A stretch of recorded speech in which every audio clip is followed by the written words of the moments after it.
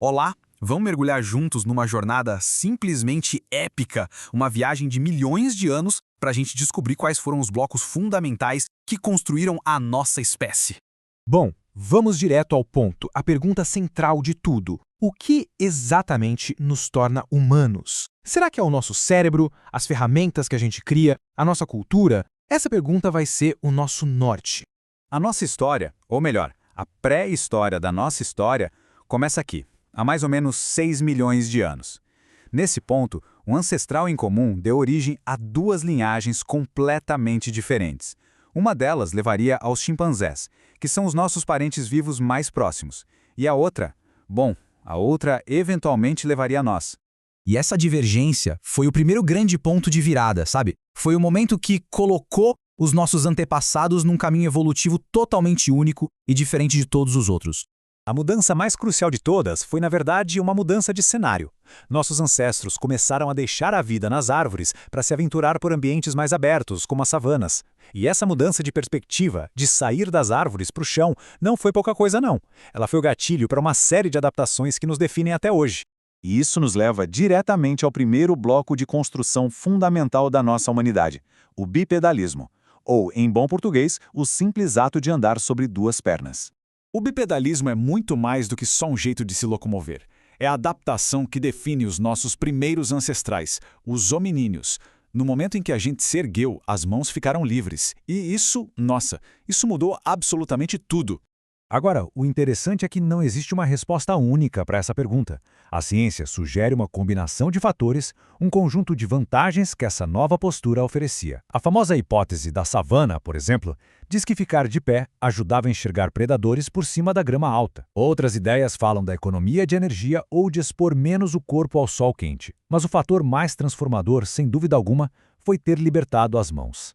O próprio Darwin já tinha sacado a genialidade dessa mudança. Com as mãos livres, elas não precisavam mais nos ajudar a andar. Agora, elas estavam disponíveis para criar, para manipular e, literalmente, para começar a remodelar o mundo ao nosso redor.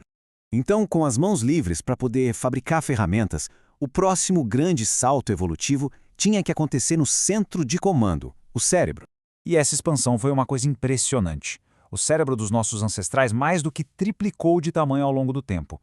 Ele pulou de um volume parecido com o de um chimpanzé lá no Australopithecus para o cérebro gigante e complexo que nós, Homo sapiens, temos hoje. Um crescimento que permitiu não só ferramentas melhores, mas também planejamento, cooperação e, claro, a linguagem.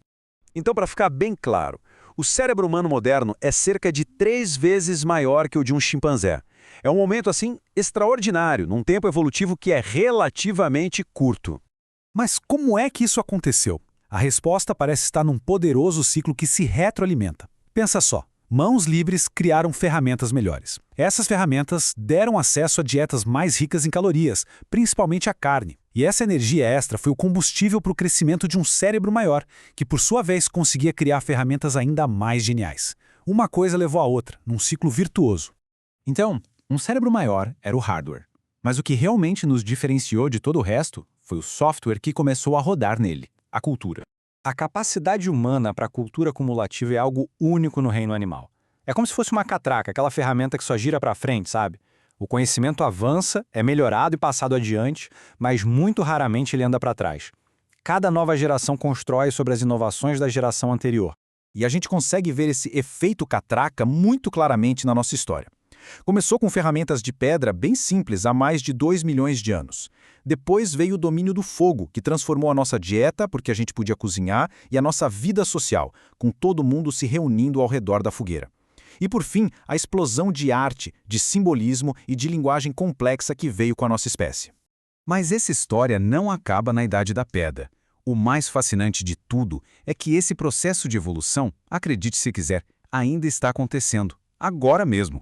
É isso mesmo, a evolução humana não é só uma coisa do passado distante. A seleção natural continua nos moldando, e muitas vezes com uma resposta direta às culturas que nós mesmos criamos. O exemplo mais clássico disso é a nossa capacidade de digerir leite na vida adulta. Originalmente, só bebês conseguiam fazer isso. Mas quando algumas culturas começaram a criar gado, apareceu uma vantagem enorme para quem conseguia consumir laticínios. O resultado? Uma mutação genética que permite a digestão da lactose se espalhou como fogo nessas populações. É um caso perfeito de como a cultura pode direcionar a nossa evolução genética.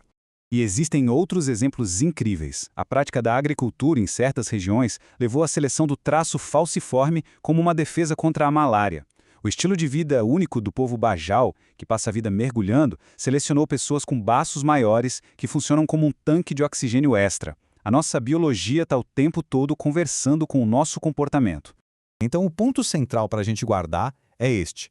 A evolução humana é um processo biocultural. Nós somos o produto de uma interação complexa, uma conversa que nunca para entre a nossa biologia e as culturas que a gente cria. E tudo isso nos leva a uma última pergunta para a gente ficar pensando.